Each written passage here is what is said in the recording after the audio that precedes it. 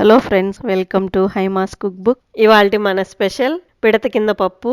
దీన్నే కొంతమంది ముంత కింద పప్పు అని కూడా అంటారు. ఈ పిడత కింద పప్పుని పిల్లలు పెద్దలు అందరూ చాలా ఇష్టపడతారు.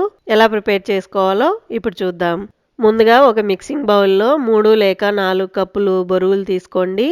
ఇవి కొద్దిగా క్రిస్పీగా ఉండేలాగా చూసుకోవాలి. ఇప్పుడు ఇందులో 1 కప్పు కారపు బూందీ, సన్నగా తరిగిన ఉల్లిపాయ ముక్కలు 1/2 కప్పు, సన్నగా తరిగిన టమాటా ముక్కలు 1/2 కప్పు, అలాగే వేయించి పెట్టుకున్న వేరుశనగ పప్పు 50 గ్రాములు యాడ్ చేసుకోవాలి. ఇవన్నీ ఒకసారి బాగా కలుపుకోండి.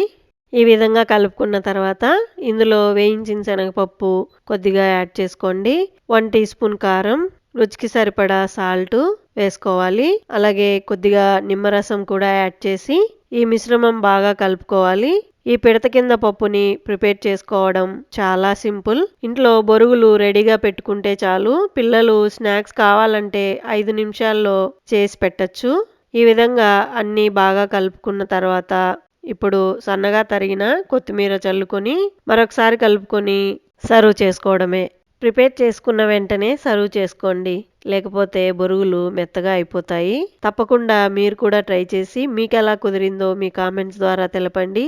ఈ వీడియో మీకు నచ్చినట్లయితే లైక్ చేయండి, మీ ఫ్రెండ్స్కి షేర్ చేయండి, అలాగే సబ్స్క్రైబ్ చేయండి. Thank you for watching.